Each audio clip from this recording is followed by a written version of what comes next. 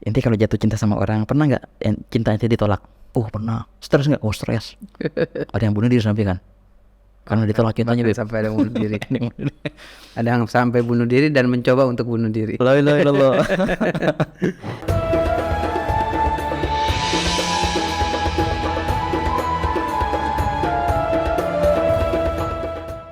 Yang kita maksudkan dengan cinta, ikatan hati, bukanlah sama sekali ada berkaitan dengan hawa nafsu atau lain sebagainya.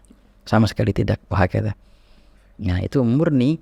Dan sebenarnya begini, mereka yang memahami itu berarti mereka, ya kesian sebenarnya sih, belum pernah merasakan cinta yang sebenarnya. Ya bukan, itu hal hakika. Dia belum pernah nyicipin cinta. Yang itu pernah nyicipin ya nafsu berarti. Yang namanya cinta, kau belum pernah mencicipinya. Cinta itu bagaimana ya kawan? Cinta itu sama sekali nggak ada ikatan dengan hawa nafsu. Lawan jenis atau satu jenis sama, ikhwan. Yang menjadi tujuan bukanlah kelezatan hawa nafsu, bukan sama sekali. Cinta sesuatu perihal yang membuatmu memikirkan dia selalu. Engkau nggak bisa tidur karenanya, nggak nafsu makan karenanya, mulai ngomong sendiri, wahakata. Kalau minum kelihat bayangannya di situ, wahakata. Itu apa namanya, pelampiasan cinta, Beb.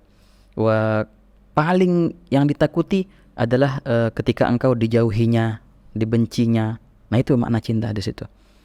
Pengen berdua terus dengannya, itu cinta di situ. Makanya. Dan ini ikhwani, alangkah indahnya kalau seandainya seseorang itu memahami cinta Allah. Dan ini walaupun azim dan tinggi, tapi luar biasa ikhwan. Kalau seandainya engkau memahami apa sebab cinta, Beb? 3. Pertama, keindahan. Karena indah akan timbul cinta. Dan memang manusia tercipta dengan cinta kepada keindahan, al-jamal. Yang kedua, kesempurnaan. Karena disempurna maka akan ada cinta. Orang bakal cinta kepadanya karena kesempurnaan yang dia miliki. Yang ketiga, karunia. Dia yang berikan karunia. Walaupun dia gak sempurna, walaupun dia gak indah, tapi karunia yang diberikan kepadanya membuat kita cinta. Wah, kata. Nah, 3 itu kata Imam Ghazali. Ya gue sebenarnya kalau seandainya kita lihat 3 ini, yang paling berhak untuk kita cintai adalah Allah Ta'ala. Ya benar, paling indah, paling sempurna, paling memberikan banyak karunia kepada kita. Dan di sini bisa kita memahami makna apa namanya hadits qudsi, kadzaba man idda'a mahabbati fa idza janna 'alaihi al-lail nama anni. Berdusta mereka, apa namanya, orang-orang yang mengaku cinta kepadaku namun bila mana datangnya kegelapan malam dia meninggalkanku. Oh, bukankah orang yang cinta itu suka berdoa dengan orang yang dicintai? Ya pasti. Wah, kata. Ya karena belum mencicipi akhirnya bingung apa tuh, ada buah dia cuma kenal nama tapi nggak pernah mencicipi. Sehebat-hebatnya orang yang biasa mensifati tentang buah itu nggak bakal nyampe itu. Nanti makan diri nyomot. Oh begini rasanya. Rasain dulu. Wah, kata. Kalau orang yang ngerasain cinta, Beb, dia nggak bakal heran dengan apa yang terjadi dengan Imru'ul Qais. Nggak bakal heran apa yang terjadi dengan apa namanya Qusayir Azzah. Nggak bakal heran yang terjadi dengan, kalau versi Indonesia apa? Majnun Il. Ya, apa ya kalau versi kitanya? Apa itu? Nggak ada ya. Wallahu a'lam, kayak gitulah, sebangsa gitulah. Yang macam-macam kan, cerita-cerita cinta yang aneh-aneh. Kalau dia pernah merasakan kayak gitu, nggak bakal heran dia. Normal. Sangat normal itu. Bahkan itu biasa. Anda bayangkan, pujangga Arab ini mahir kalau dalam masalah gini-ginian. Wah, kata. Tapi memang kelihatannya orang Timur Tengah atau orang-orang Arab lebih memiliki dzauq atau rasa di dalam hal ini.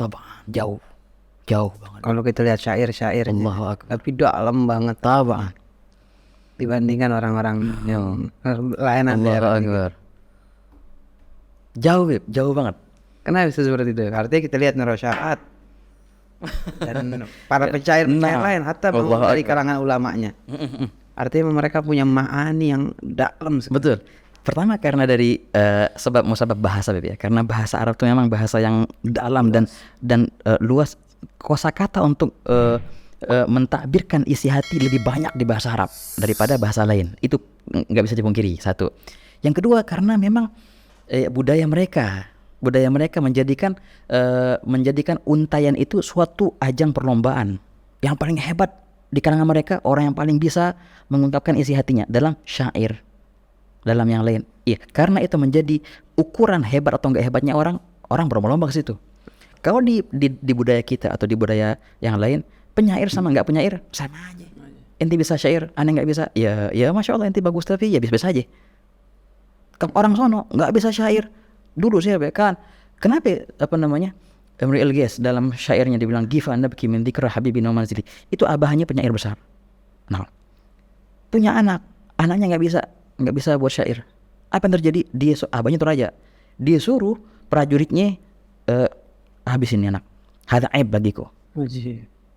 Kif, ane punya anak nggak bisa syair. Rela untuk membunuh anaknya karena aib bagi dirinya. Kekurangan. Nggak menurunkan. Betul. Cikal bakal orang tua. Apa yang terjadi? Ya sudah, akhirnya para prajuritnya tuh bawa nih bocah nih, bawa nih anak ke atas gunung, mau dilempar. Nangis akhirnya tuh anak tuh pas mau dilempar. Kenapa nangis? Mulai membuat syair-syair. Dan itu syair terindah sepanjang masa. Awalnya gifa nabki min dzikra habibin wa manzili bisagtil liwa baina dukhuli fahaumali. Nah, itu menjadi syair nomor 1 di Mu'allaqat as-Saba'. Wah, akhirnya para prajuritnya jangan dibuang ini, sayang, masa dibunuh kayak gini. Balikin ke abahnya. Inti bilang anak inti nggak bisa syair, gara-gara inti mau bunuh. Iya katanya, anak malu.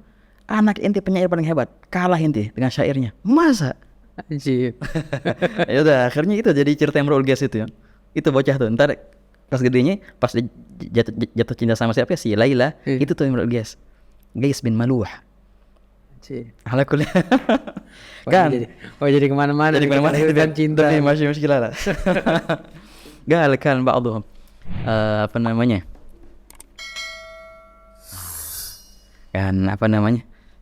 sampaikan ballighuha idza ataitum fidaha anni mughrabun fi hubbi laha, sampaikan pesanku kepadanya bahwasanya aku ini mati cinta kepadanya. Kalau seandainya aku sudah mati, maka sampaikan kepadanya untuk ziarah kepada kuburanku walaupun sekali, karena tulang-tulangku yang di bawah itu senang bila mana diinjaknya. Allah, sampai segitu. Gal Athuraya kunna iban anni bitablighi risalatin anni lam azallaha ala al-wa'di wal ahdi. Wahai bintang Thuraya, sampaikan pesan kepadanya bahwasanya aku senantiasa menjaga rahasia ini. Wabulla tharaha bidam'i sayli hatta tadnu ghayat al-arabi wal qasdi. Dan basahilah rumahnya dengan lautan dari air mataku, sehingga dipenuhi, sehingga aku menggapai tujuanku. Waktub ala lawhi gabri satiran muhibbun fani wa bagin ala al-katmi wal ahdi.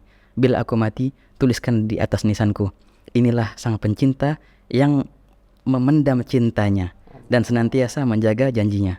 Soal Nabi. Allahumma shalli wa sallim. Yang kayak gitu banyak, Habib. Ini luar biasa. Ini kan kalau kita paham kayak gini, oh itu mah cinta laki-laki ke seperempuan. Kagak.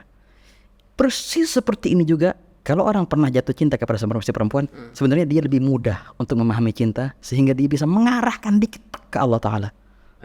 Mengarahkan dikit ke Rasulullah SAW. Wah, langsung jadi wali itu orang. Soal Nabi. La ilaha illallah. Apalagi cinta dengan kaum solihin, ya. Ala kulli hal, tinggal ntar ada beberapa 4 bait lagi. Di sini baru. Nah, gimana kita untuk bisa cinta dengan mereka? Ane siap untuk menjadikan hatiane ladang untuk mereka tinggali. Aku siap untuk membersihkan selain mereka dari hatiku. Tapi maukah mereka untuk tinggal di hatiku? Gimana cara ngundang mereka untuk datang ke hati, menjadikan hati kita rumahnya, menaburkan bibit cinta?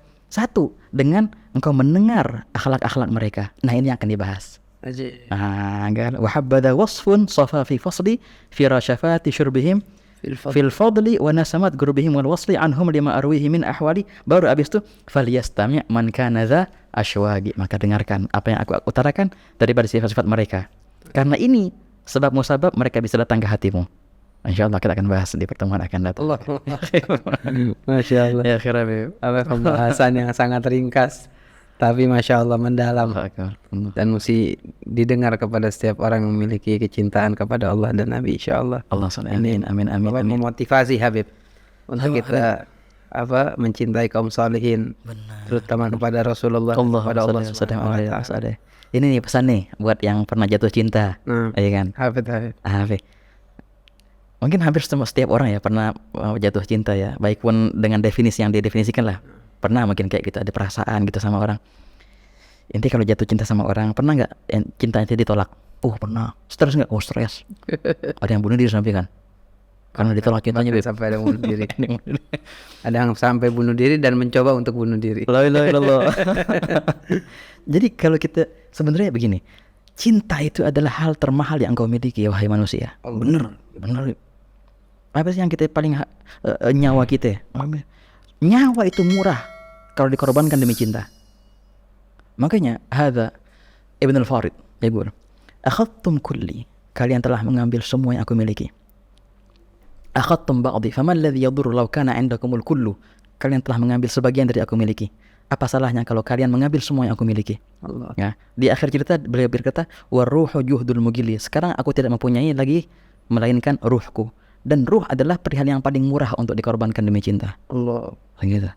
Ruh murah untuk cinta itu. Nah ini para sahabat, makanya masalah mati, semua orang masih mati, yang penting cinta. Makanya cintamu itu adalah perihal yang paling mahal engkau miliki. Masa aja ente kasih kepada orang yang tidak menghormatinya, bahkan orang yang melecehkan cintamu, membuang cintamu ke perihal yang ke tempat yang kotor. Oke. Dia nggak menghargai cintamu, ya ente salah sendiri, ngapain kasih dia. Tapi kalau seandainya engkau memberikan cintamu kepada mereka yang berhak memilikinya, dan mereka akan menghargai cintamu, wah, siapa? Allah Ta'ala wa Rasulullah wa salafus salihin as-salihun. Nah itulah, kau tak akan pernah baper, nggak akan pernah kecewa, nggak akan pernah stres karena ditolak, nggak. Bahkan mereka akan membalas cinta lebih dari cintamu lagi. Allah. La ilaha illallah. Nah Habib. Habib Muhammad Mustafa, makasih banyak, terima kasih. Pelajaran beberapa bait dari kitab Rasyafaat yang baru saja antum sampaikan, insyaallah bermanfaat dan kita sambung lagi di pertemuan yang akan datang. Baik para pendengar podcast Sahabat Mahya yang dirahmati dan diberkahi oleh Allah Subhanahu wa Ta'ala, baru saja kita mendengar beberapa bait tentang kecintaan, bagaimana kita menanamkan bibit-bibit cinta. Untuk siapa? Hal tersebut untuk orang-orang yang layak kita berikan cinta kita kepada mereka. Di antaranya tadi sampaikan oleh Ibu Syabah, terutama cinta kita untuk Allah Subhanahu wa Ta'ala, untuk Nabi Muhammad SAW dan kalangan orang-orang saleh, yang mana cinta tersebut akan dibalas dengan cinta yang lebih banyak dari apa yang kita berikan untuk mereka. Semoga Allah Subhanahu wa Ta'ala memberikan cintanya untuk kita semua. Amin ya rabbal alamin. Sallallahu alaihi wasallam Muhammad nabil ummi wa ala alihi wasallam. Alhamdulillah rabbil alamin.